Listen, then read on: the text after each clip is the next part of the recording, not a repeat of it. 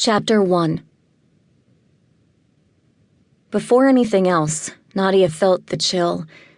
She wasn't sure why. Her father already had the car's heat on because of the awful weather. Her little brother Cole was too engrossed in his game to have rolled down any of the windows. The only sounds were the slap-slap of the windshield wipers, Cole's thumbs tapping on the tablet screen, and Dad's classical music, some piano concerto, notes rippling and rolling over them, not unlike the driving rain outside. It was just like the other countless hours they'd spent in this car today.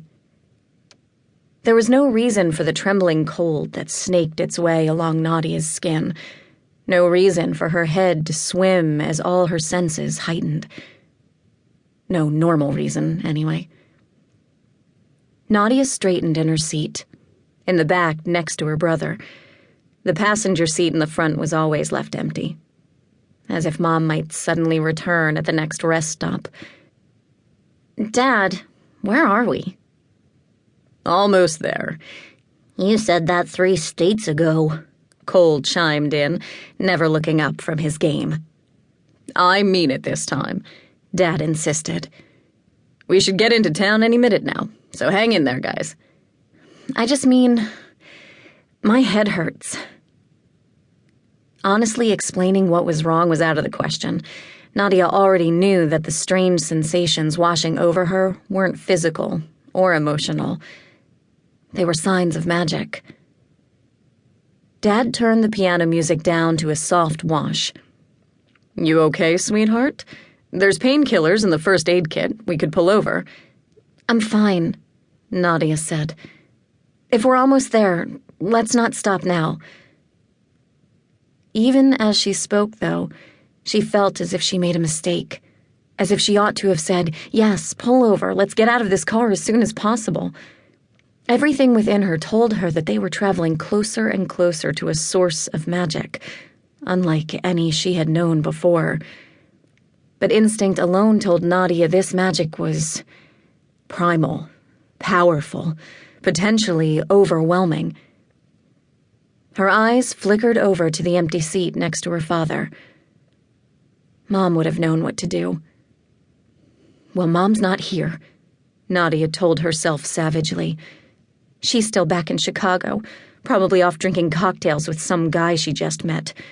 I'll never finish my training. I'll never be able to use magic the way she did. But we're headed into something dangerous. I have to do something. But what?"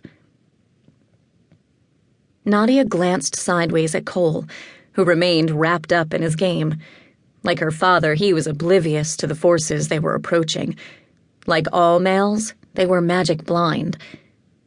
Quickly, she closed her eyes and settled her left wrist in her right hand. On her left wrist, she wore what Dad called her charm bracelet, and it did look like one, at a glance. Even after Mom had left, ruining their lives and all Nadia's hopes, Nadia had kept wearing the bracelet every day. It was too hard to let it go.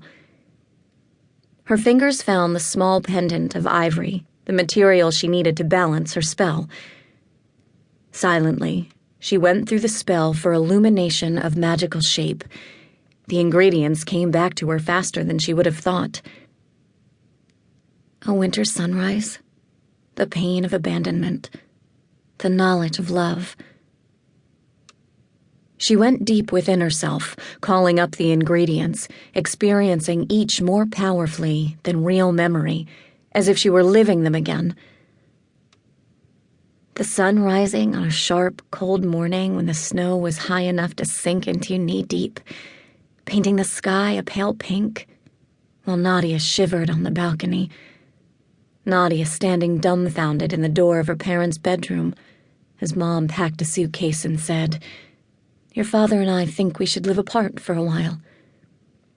Waking up in a violent thunderstorm to find Cole curled next to her wearing his footy pajamas, in silent, total confidence that his big sister could protect him. The emotions and images coursed through her.